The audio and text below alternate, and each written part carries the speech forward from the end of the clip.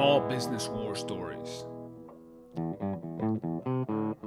Small businesses are the soul of America.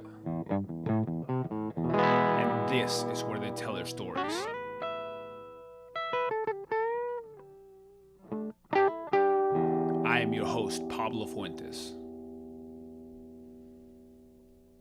Hey, lovers of small businesses and good stores in general. Welcome to episode 61 of Small Business War Stories. And today I went to Albuquerque, New Mexico, and I sat down with Michael Lyubimov, who is a general manager of Jackson Wink MMA.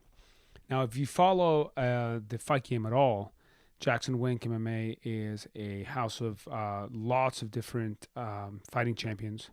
They have trained major names, and we cover some of those names are in the episode. But definitely, people like John Jones, Donald Cerrone, John Dodson. There's a lot of them. But they have an amazing facility that's almost like a university for mixed martial arts there in Albuquerque. And they gave me a tour of the dorms.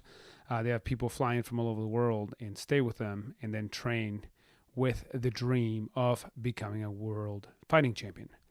And they have a lot of amazing stories, and I really encourage you to check this episode out.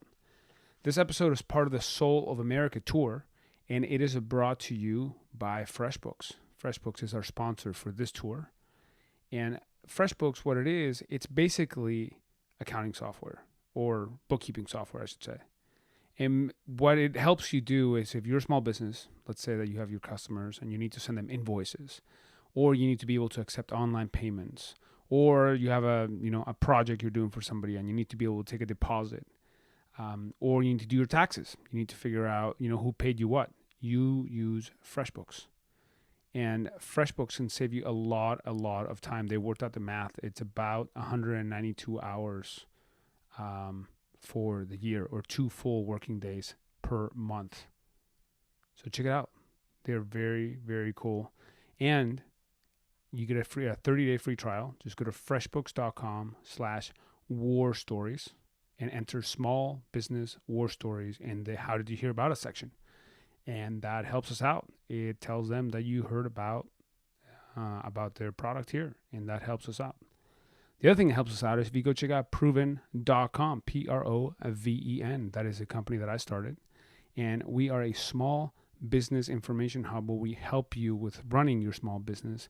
But we also have a very useful small business hiring tool. So if you go to proven.com, you can go sign up and get a free trial for our hiring tool. But if you go to blog.proven.com, you can check out, we have a lot of different articles about really cool things, including all of the Soul of America and Small Business War Stories episodes. But we also have lots of different useful articles for small businesses. We would love to hear your feedback. You can email me directly. I check the email personally. It's podcast@proven.com. I would love to hear from you.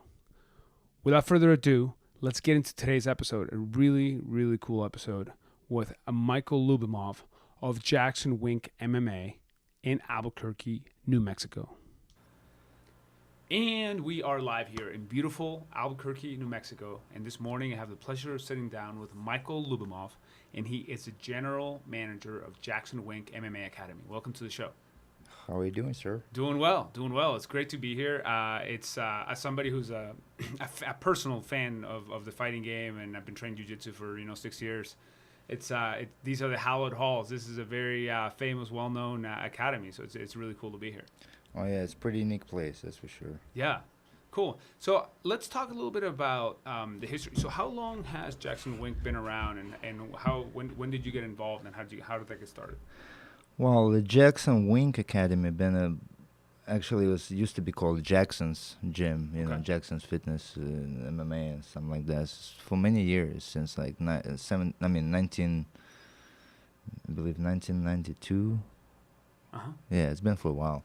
So and it just grew. Coach Jackson kind of started the whole movement in Albuquerque, and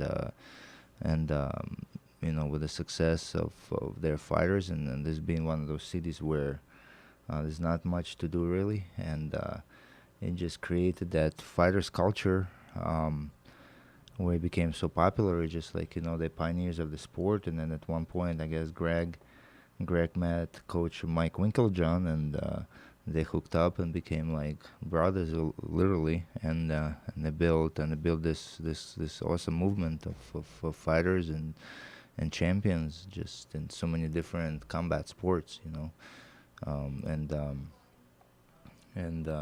here we are now. It was one of those things. They had another gym, where it all kind of, not where it's all started, but where they became big. Kind of like a couple miles away from here. Used to be called the War Zone, literally. It's like the bad part of Albuquerque type of thing. And there's like a lot of poverty was around and stuff like this. And it was like in the middle of that environment, you had all these fighters. They would develop all these fighters. Started winning fights. Starting with Keith Jardines and Diego Sanchez. When Diego Sanchez won the Ultimate Fighter show, the first season, it's kind of blew up over here, and they showed what they bring to the table. And because before, no one knew what Albuquerque was, so it's like one of those, it's like New Mexico, Albuquerque, what is that? Right. It's like, so when did Mike Winkeljohn join here? Join Greg? Well, I don't have the exact dates. I'm always bad with dates. There's too many dates and numbers to remember to begin with. Sure. So, but it's been a while, yeah. So it was that gym over there in Warzone. It was called Jackson's and Wink. Well, people used to refer to Jackson's all the time because it's just easy to say. But it was Coach Winkeljohn was the biggest part of this gym, and all that striking that you ever saw, all the success in striking. All the knockouts and all the cool new stuff.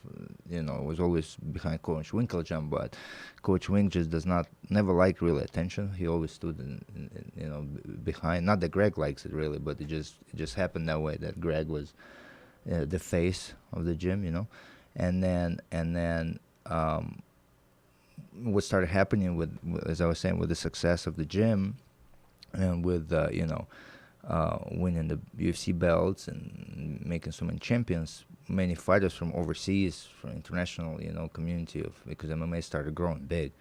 So all these fighters wanted to come here and train, Russians and Chinese and Mexicans and you name it, from every part of the world. But what happened is they came, but they didn't have a place to stay. Because it was hard for them to find places to stay, like housing and stuff like this, because they didn't really have anything at the other gym. They had like small dorms, but there wasn't really anything. Like it was pretty screwed up there. Like you couldn't really live there, And they would house a couple fighters here and there, but the majority of fighters from overseas, they had a hard time. So that's where they got that idea, let's build a new facility, and where we can house many fighters. And this is what happened. They opened up. The Coach Winkeljohn actually built this place. He's a contractor too, and he has a lot of. He understands the construction business very well. So he's done a lot of projects around Albuquerque, and he pretty much invested a lot of money himself into this building. Okay, so this building not only has a training facility, but it also houses people. Yes, we have about 50 fighters living here. 50 fighters about living 50, here. Wow. We have apartment, dorm rooms and stuff. There's my board right there where I'm kind of manage and see who's coming, who's moving out, this and that. So it's upstairs. I'll give you a tour after. Yeah, I'd love to. So how does that work? So let's say that I'm a fighter coming from, Russia, and what does that look like for me? So you provide housing to me. What's my commitment to you? How does the business side of being an MMA gym work? Well, it starts with they get in contact with us through our website that I actually built. So I have a web design degree type stuff. Nice. And graphic design and all that. So I built a website, print decent website, just serves as for information, like frequently asked questions. People can see, because in the beginning when we were moving in here, we really didn't know what it's gonna take and how it's gonna take off, because Coach Wink was saying, well, if you build it, they will come, and they literally came, so and people just started flooding from everywhere. But it started with us trying to communicate with community, let everyone know what's happening and stuff. So, and the best way was obviously internet, right? Social media, internet. So we started building our social media. We started building the website, putting everything out there. And fighters go on the website. It's called jacksonwink.com. Okay. Okay, they go on, and the front page it says new fighter inquiry. So they fill out the form with all the questions that I need to know about the person, What do you need to know? What are the things? Well, just like your record, are you pro, are you amateur, where you're from, do you need visa assistance, if include links of your videos of the fights, your other martial arts experience, either because originally it was supposed to be just a pro facility just for pros, but with such a big success of fighters just coming in, I was getting crazy amount of inquiries from amateur fighters or fighters or people trying to get into the fight business in MMA, because obviously they follow John Jones, they follow Holly Holm, they follow Carlos Condit, they follow Donald Cerrone, Diego Sanchez. I mean, I can go on and on. There's so many greats came out of this place. Tim Kennedy, Andrei Arlovsky, Alistair Overeem. I mean, it's on and on and on, So, and those are the fan favorites, that people followed for many years. So all these guys, all these fighters coming up, they want to associate themselves with success because they see where it's coming out from. So, yeah, and so I asked those things to and then we started allowing the amateur fighters to come in, and we created a separate amateur MMA program. Okay. That we don't allow them to spar with pros yet. They still work with pros, like grappling, like when they do jiu-jitsu, it's open mats or whatever, like all levels come in. But like we have separate sparrings for high-level pros. For striking. Yeah, no, for sparring. Oh, sparring. Yeah. So when you beat the crap out of each other, obviously, we're not going to throw you if you never had that experience. But the requirement for you to join amateur program is you have to have some kind of martial arts background. You can't be just never fought, never did anything. Okay. So like if you know jiu-jitsu, I'll take you to amateur program because you're already familiar with. Even I have no striking experience. Doesn't matter. As long as you have some kind of base to transition to. Yeah. And if you want to fight, at least we have something to build on. Okay. If you just come in and you're out of shape, it's like we don't have the beginners programs. We don't have no moms, pops, and kids here. Okay. We have a family gym here in town. Okay. It's Coach Winklejohn's gym also called Winks Gym, WINKS gym.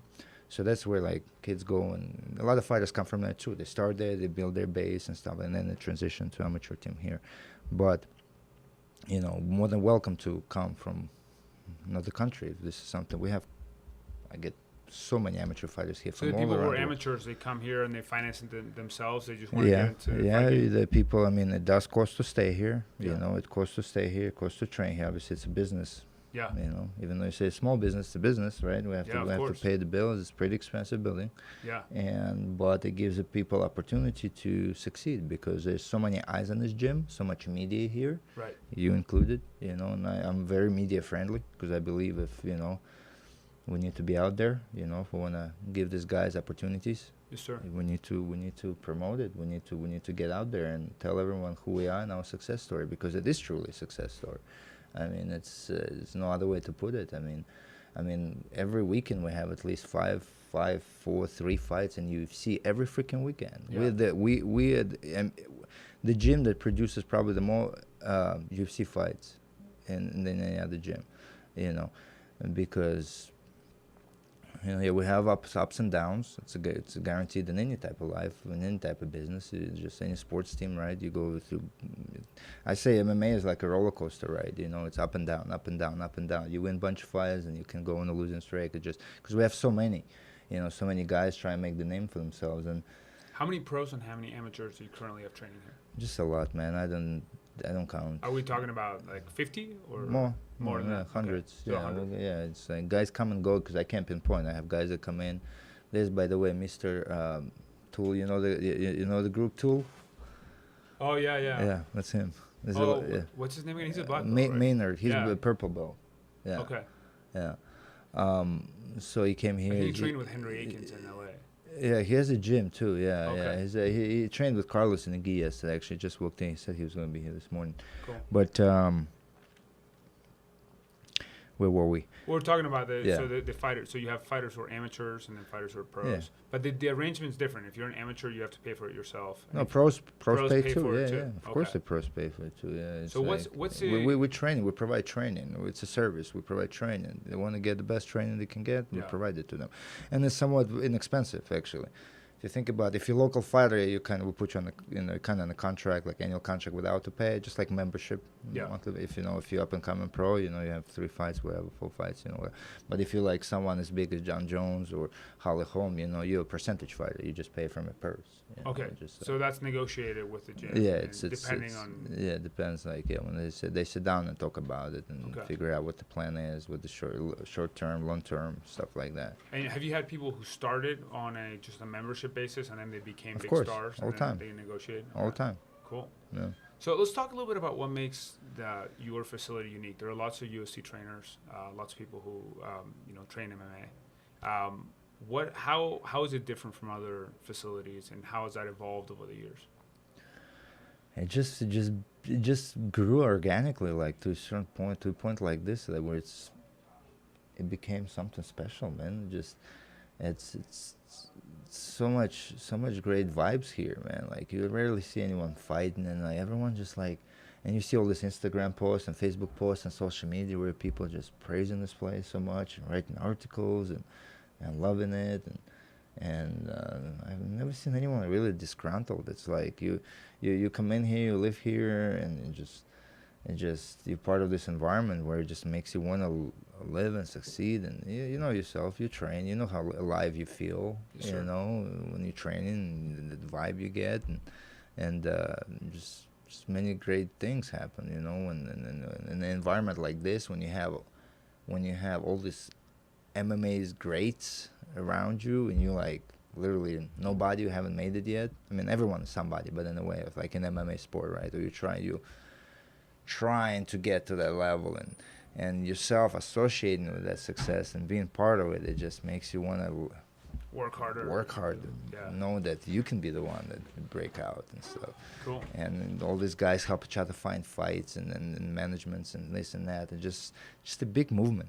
And you create. I'm getting the sense of like a big community of people, Yeah, and it's everybody huge feels community. a Yeah, big part of it. Yeah. Cool. I mean, I got fighters reaching out to me from places in this world that you've never even heard of, like, just like Azerbaijan. You know where that is? I have a guy. Well, you do, man. Right, I tell someone, I tell Chris Brown. I say, wait, where's that guy from? Azerbaijan. He's like, what? Yeah. What? What? Yeah. Yeah, like former USSR, bro. Never mind. That's next to Turkmenistan. See, I wouldn't even know. I don't Yeah. know. Man. I believe so. I hope I didn't mess that up. Yeah. I'm gonna Whatever. have to look at the map afterwards. It's one of those Azerbaijan, Kyrgyzstan, Yeah. Kazakhstan, and I have these guys here. Right now, I have guy from Kyrgyzstan, Azerbaijan, Kazakhstan, Ukraine, Russia, Yeah. Moscow. I got. You grew up in Moscow? Yeah. Okay. Cool. How did you get involved with the business? Well, as I was saying, like, because when they had that old gym, Yeah. in Warzone, I used to come and I used to work with a Russian management company and help Russian fighters to succeed here and help them with all the things and trained with them and I traveled with them. I went to Brazil, I went to Russia, I went to many places. Helping them because a lot of them didn't speak English, they didn't know how it works in America, you just got sponsored. A lot of fighters come sponsored, like if you're a high level fighter, you come from overseas on sponsorship, like people. And that helps them be professionals who only do that. Yeah, as they opposed just to do having that. to get a job here or something. Yes. Okay. So they come here because usually the most guys that you see here on the mats, pros from other countries, they're most likely sponsored by somebody, So he wants to eat so much. Here's a joke, but anyway, that was funny. But and I was coming here with the Russian fighters. That back in the day they had a couple of years ago they had like a big invasion of Russian fighters here and fighting every major org and UFC and Bellator and stuff like that. Just right now with Russia and American stuff, it's just a little bit hard on visas and stuff, but they're still coming, no problem. So and that's how I got in, started working, because I used to live in New Jersey. There's a big Russian community. In New York, I live in New York, New Jersey. So, and I knew a lot of people, and I was training. So I was going from gyms to gyms too, and just training a lot in different places. When you get involved into circle, it just grows. If you're really passionate about it. And that's what happened to me. Just I started coming here, and I met Coach Winklejohn, and just happened to be at the right place at the right time, and seemed like everything that I learned in my life and all my previous work experiences just fell into what needed here. Because that's a good feeling. yeah, it was crazy thing. If somebody would have told me like years ago that I'll be running the best gym in the world, I'd just think, yeah, right. Because I grew up around watching these guys too. I was a big fan of all these fighters. Well, Steve Jobs said that, the founder of Apple, that you can never connect the dots looking forward. You can only connect the dots of your life looking backwards, right? Yeah. So you kind of see how all the life experiences you had prepared that's you for exactly that. what happened to me. I learned so much. I was in I was in car sales. I ran car dealership, not like internet department, not the whole dealership, but I ran call center. Cause there's many different things, like my management skills, like my educational stuff, whatever, everything. I was self-educating a lot of things, like reading, learning,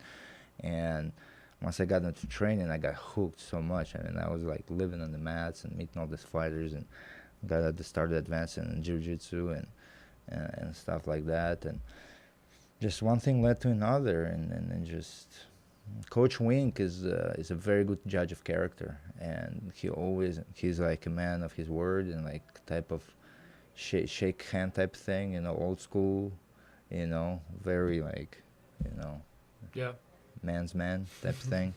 So we talked, and just organic type of thing, just like clicked, because they needed a new general manager because the other place it wasn't working out, whatever happened, and I just happened to be there. And then I remember I was there, and he's like, hey, if you send me Russian fighters, stuff like this, because I'm building a new facility and stuff like this, and I'll be grateful, we'll work something out. And because he knew I had the connection to Russians, and that's how it happened. And he was like, and then he mentioned something about, I'm looking for general manager, and I'm just like, huh. And I just started talking, and literally the next day, he's giving me a tour of the facility. It was still in ruins type of thing, it was still in construction, So it used to be former DEA building for Albuquerque, former DEA building. It was all metal beams, and they had a cage, a cell, right in the middle. The DEA, or the Drug Enforcement Agency. Drug Enforcement, Oh, and then they had it's Albuquerque, bro. Yeah.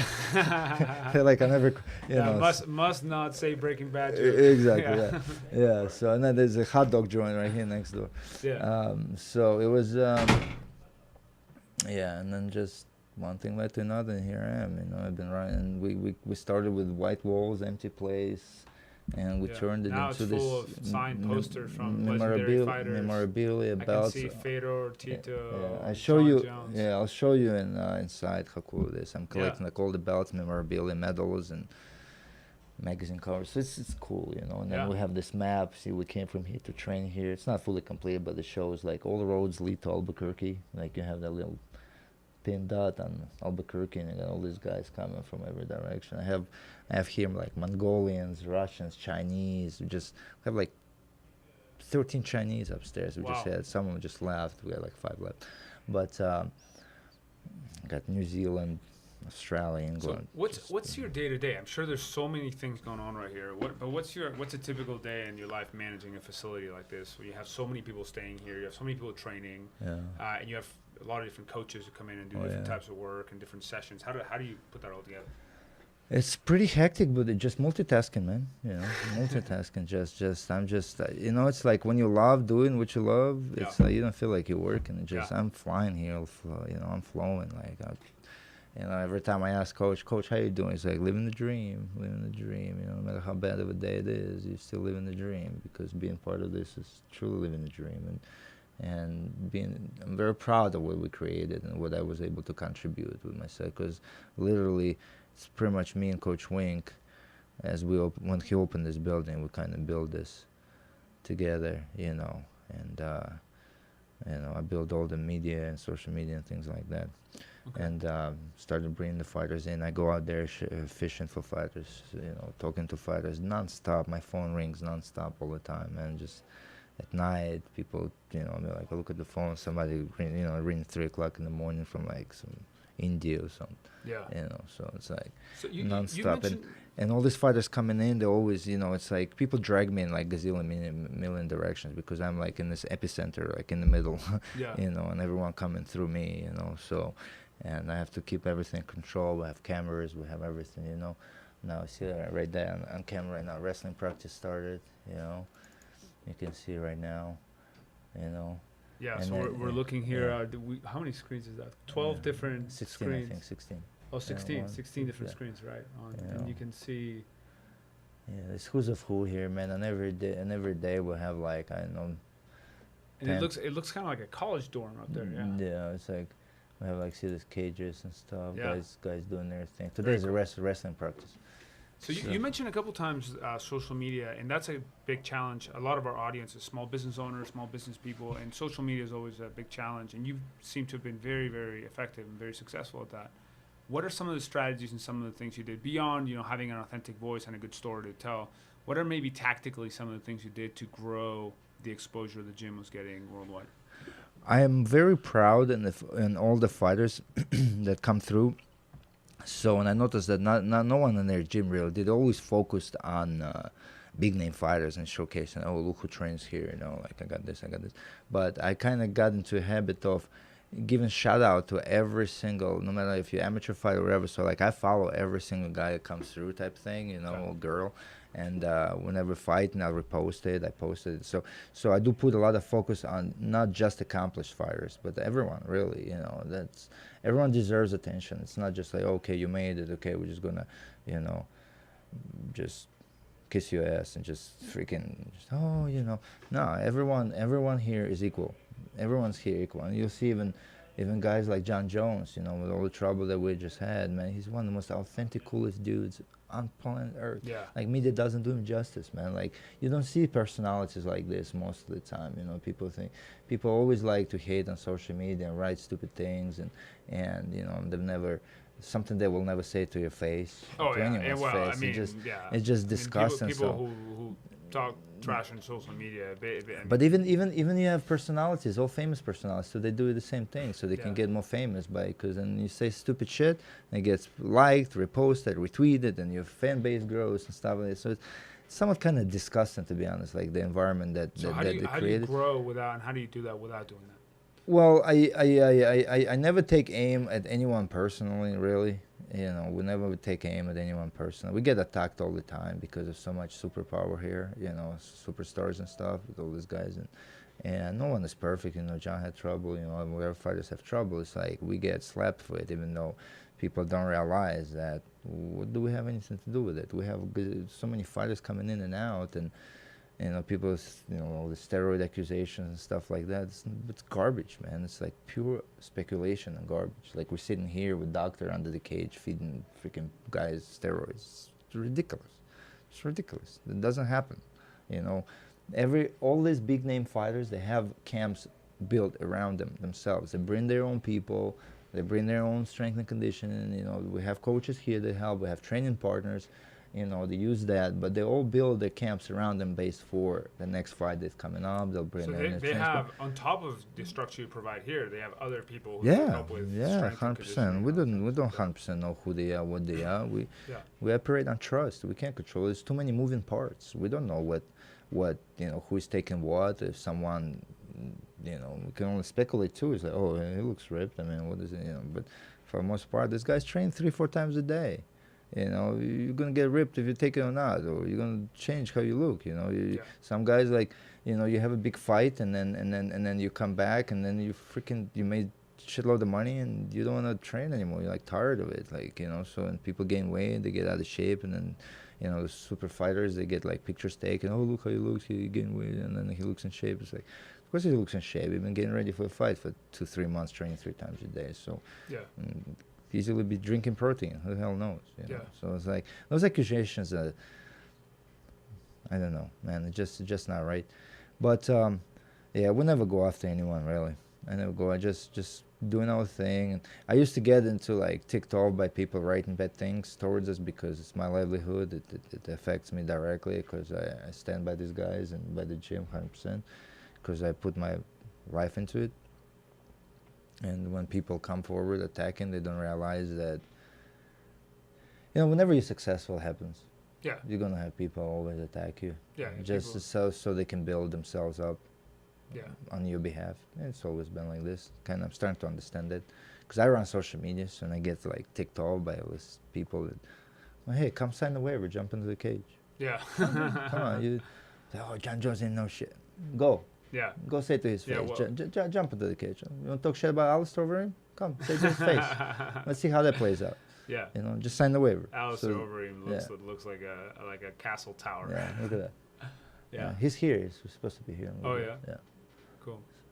So it's like one of those things, man. Just like, I always tell people, so think what are what the you things, say, and so man. you don't, you try not to become negative on social media. What are the positives? So you follow all your fighters, you engage with all your fighters, and give what shout outs, congratulate on the victories. Do you ever publish videos of the training that's going on here? Yeah, we do live, we do everything. Cool. Like basic stuff, none of that.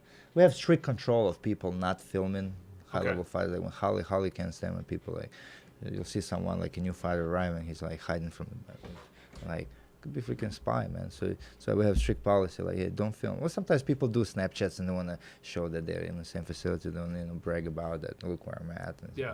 And so we're trying to enforce that. Hey, don't I'll film. probably take a picture in front and put a picture of you in front, and then I'll brag about being here. No, it's fine. But I'm saying that this is totally fine. You can take all the pictures you want. As long as, like, with high-level fighters, we gotta ask permission. That's where, and we try to understand. We have a lot of fans that come through from all around the media and stuff, and we try to tell everyone, listen, this is a place of work, this is a place of business. This is where these guys work. This is where they try to get away from all of you. That's why they do media sessions. They do all these things. They do, they do our community outreach. They do their things.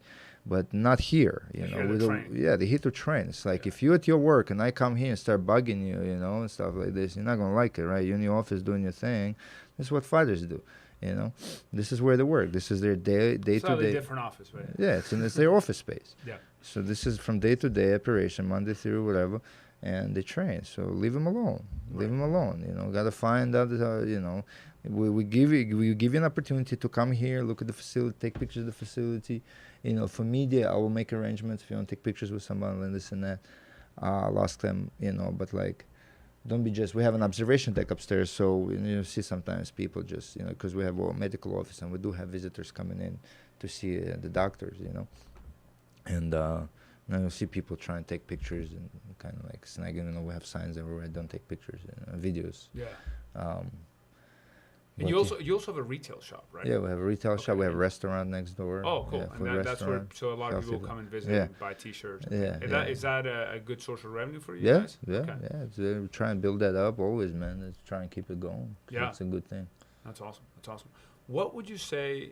Actually, before I ask you that, what's the vision here? So you guys have been really successful for a long time. You have seen MMA evolve from, a fringe sport to now much more mainstream, major TV contracts and big name fights. It's I think only going to continue to go that way. Oh, yeah. What's your vision for this facility? How do you see this 10 years from now? Just keep growing, man, making more champions. We expanded, we broke the wall down.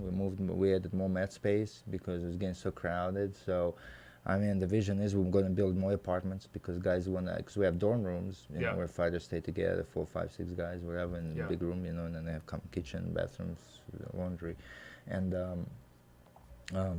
we have apartments too, like studios, for 1 bedrooms and stuff. But we want to build more because a lot of guys want to stay by themselves too, and they get tired of like living in the dorm life. So a lot of fighters come for 1 camp, 2 camp, 1 month, 2 months, 3 months. Some stay longer than others, some stay less. And still cheaper to pay here than for rent, if you get and a you're place also by yourself. you're in the community. It makes you. There's nothing else to do. More focus. You focus. You up and down, train, sleep. So you don't really, you try and make it as a fighter. That's the best environment, So that's how people can train 3-4 times a day. They literally just come train in a 9 a.m. even session. People stay here too. They drive up. It's in Albuquerque, everything closed. Like we live 10 minutes away, whatever. But the vision is just to grow, man. Just to grow. We're going to build more apartments. Coach Wink was even saying maybe we'll even go higher, build 3rd floor, man. This is a 30,000, a little bit more than 30,000 square feet training facility. Wow. That's So just a training facility, or it includes the dorms? no, the and building, yeah, everything? Okay, the like the building. building, Okay. yeah. We have like Cool. 4,000 square feet of mat space, 2 full-size cages. Yeah. Nutritionists. Yeah, it's a big sport now. I mean, you got fighters making $3, 4, 5, $10 million a fight now. So how is it not big? Yeah. It's getting there. Yeah. It's not boxing money yet, but It will be. with McGregor doing his thing, hopefully Yeah. open up doors. Well, so. he's definitely opened up and brought a lot of people into the fight game that they used to care, yeah, right? mad respect. Yeah, that's good. Yeah. But then once again, I have John Jones too, man. He's been doing it, been making that money, man. We have a poster over there. Yeah. That has like all the pay-per-view UFC events. John Jones probably headlined the most, like 10, I think. Wow. 10 pay-per-view main Very card. cool. What would you say is the number one lesson? So for anybody who's out there thinking about starting a business or currently, running a business, what's been your number one lesson that you've learned over the years? Well, just have faith, man. Have faith and don't dwell on the past. If you failed or you fell down, something happened where it affected you. Like a lot of people, when they dwell on the past, they live in the past and they're scared for that to happen again. Uh-huh. So just don't look back. Only look forward. Only hope for something to work out for the better. Because I hit the mud too many times in my life. And personal. Like I consider myself somewhat of a success story. I mean, you are, man. I'm not nothing special, really. I just love what I do. I'm thankful for where I'm at and what I'm doing. You live in the dream. I'm living the dream, man. So and it's no one says that you can't live a dream, and it's because I've been chasing this opportunity to work in MMA sport, like you doing your thing too, right? Sure. You love doing what you're doing, right? And it's make you happy. You go on the road, you're doing your things, meeting these people, and going to businesses, and I wish you all the best. Maybe your stuff one day will take off like crazy, and you're gonna get. That's great. If you have faith in it, then it's something you're passionate about, bro. I dedicated, and Coach Wink and Coach Jackson, you'll tell, when they were growing, they were putting their own money up front, man. They were driving these fighters. Most of these fighters coming out, they're broke as hell, man. I see these guys, they're broke as hell. Yeah. Always struggling, man. It's tough to make it as a fighter. Yeah, it's very tough, man. Like, how many select few can become John Joneses and Holly Holmes in this world? Yeah. But being a part of this, you still live an honorable life. You're part of a big movement. You're part of a big team. No one is destined to make millions of dollars and become big. But no one says that you can't try and make it better. Maybe you're not going to make millions of dollars. Maybe you still have a successful, decent paycheck in life, and maybe you become a coach. Maybe you become. There's a huge movie industry here. So maybe you wrestle all your life. It just teaches you all the great things, man. Like it's martial arts. It's desire. It's passion. It's discipline. Focus. Discipline. Yeah. I mean, a lot of fighters, they fall down and then they make mistakes and they do stupid shit and they end up in trouble because it's hard life. But for the most part, as many fighters as we have, and as many people as come through, I've probably seen through 5,000 fighters, man. Like in the past year. Just in and out, and on the phone, and this and that, and I see all type of troubled stories, man. And they even open. They'll send me email, I just got out of jail, and this and that, and blah blah blah. But I have faith, so things like that, Yeah. As long as you try to change and try to do the right things and try to get away from that, we'll help you. We'll do our best, man. And we don't see a lot of fighters get into trouble. But it only takes one for us to get slapped for it. You know what I'm saying? Right. But people don't realize they're not in their shoes. It's gotta feel good to be a positive influence in people's lives too. Right? Yeah, I'm always telling these guys, have faith, man. Like Landon, I always give him an example. Landon Vanata, man. Like when I got here, 7 years, man. It's like literally working Subway. He's also from New Jersey. Like worked in Subway. Literally drove a very beat up car. Slept on the mats, and then freaking just trained his ass off. Got that shot in UFC against Tony Ferguson. Almost knocked him out. Number 2 in the world. Landon made his debut again, and then 4 fights later, 4 performance of the night bonuses. Every single fight is a bonus fight. Yeah. So, who says you can't do it? Yeah. Who says you can't do it? Just That's go awesome. after it and do it. Can you think of a time when things went really wrong, and how did you handle it? I mean, you've had any business as a share of crises, but can you think of a? Oh yeah, I mean we face it all the time. It's very hard because you just have to not let it affect you, and just you got to look at the bigger picture. Like last weekend in UFC we had one of the most unsuccessful nights in since we've been here. You know, we lost 4 fights in a row actually, but there's a lot of factors fell into it. You know, and you know the Cowboy versus Darren Till, that fight. He fought this monster. You know, Cowboy, like this guy's like 30 pounds heavier. Like a lot of people don't see, like the people take short notice fights, they face injuries, things like. So just like, and then we get hate. And Cowboy just got that decision against him in the fight before. That was like went against him, right? No, it's first time he fought that good. No, not that guy, but the fight that he had before. So it's gotta be tough to do. Yeah. He lost a decision to Rabilola. That's right. Which was really close. It was a close fight. Where people say Cowboy got robbed. So it's like so many factors go into it, and people don't realize that. Like Cowboy has his own team too. Like, you know, he has his own. He builds guys around him to help him out. So it's like he has a ranch or a facility somewhere. Yeah. So it's like he brings his own guys and things like that, and then, you know, people like, you know, you have a guy that like we had Damian Stasic. He came here, just trained for a month from Poland, just trying it out, see how it plays out for him, you know, stuff like that. We still helped corner him, but I'm saying it's like, you know, he's still under us because he trained here, did his camp and stuff like this, and then you know he lost his fight, and then he did very well, certain adjustments. But we don't know the guy very well. It was only 1 month, you know, month and a half of camp, you know, so we really didn't get a chance to, you know, work on a lot of stuff. And then, you know, and Devin froze. We had Devin Clark, who's the future of the sport. To be honest, it just froze, you know, just got choked up. So just so many things happen that sometimes they're literally out of your control, but it's reflection on us, and we understand that. It's kind of life. It's life, yeah. It's like, but. Did BJ Penn come train here? Yeah. So he and people don't realize that the second time the second camp that he did here, first fight didn't happen. He did a good camp, but the fight didn't happen. Then he fought Yair Rodriguez. BJ Penn literally came here, and hit mitts and worked twice. Really? Yeah, just twice. So people don't see that, you know. But because he was here, he did interviews with him. He was associated, welcomed to the team. It was a big PR thing, you know, things like that. BJ Penn, John Jackson. But in all fairness, what these fighters go through, just those fans don't know. They don't see. The media don't see. Just so how do you? That's a good question. How do you determine when, if if this is one of your fighters versus like somebody else's fighters? Do people switch camps and like? People they do it all the time. They do it all the time, man. We got Johnny Hendricks just came in, you know, just former UFC champion. He's training. He loves it here. You know, people need to look at the bigger picture. It's you know, there's no magic formula to this. It's a roller coaster. You know, everyone calls, Greg Jackson guru, and then we lose fights and people attack him. Greg never proclaimed himself as being an MMA guru. We do the best we can. Yes, they're great trainers. They create many champions. They have a formula. They do have, but it's not a magic formula.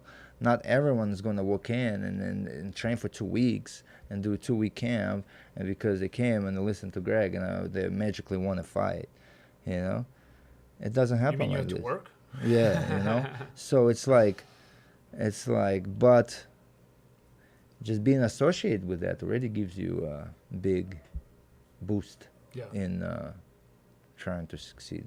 That's awesome. You know, but what I'm saying is that people don't see that. They don't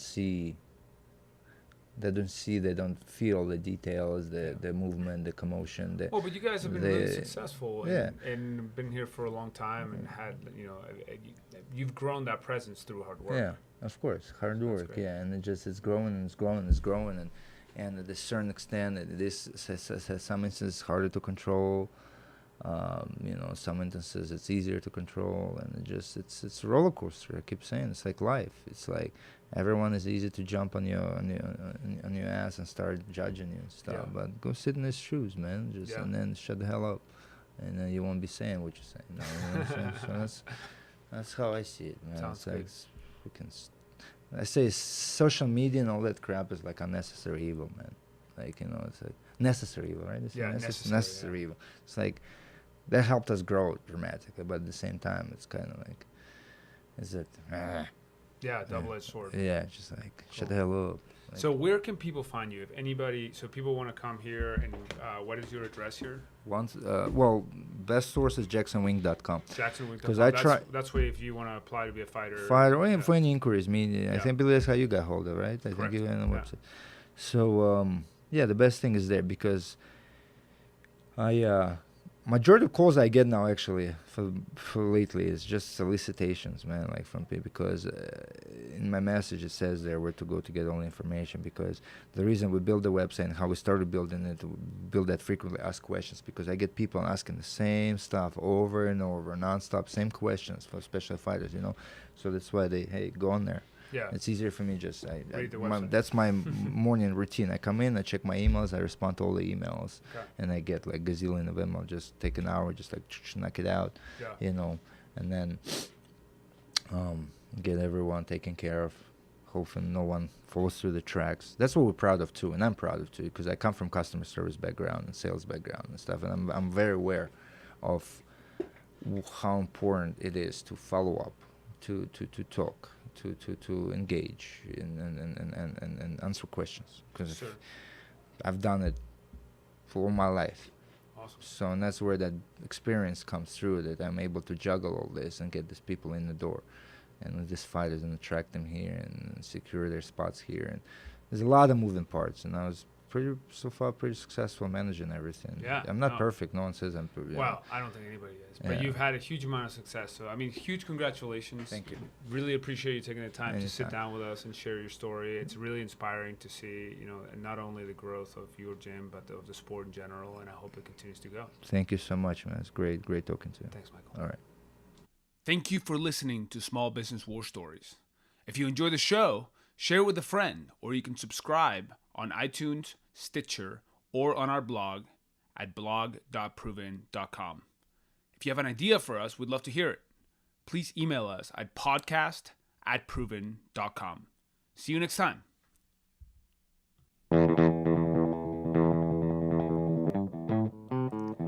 Small Business War Stories. Small businesses are the soul of America. And this is where they tell their stories.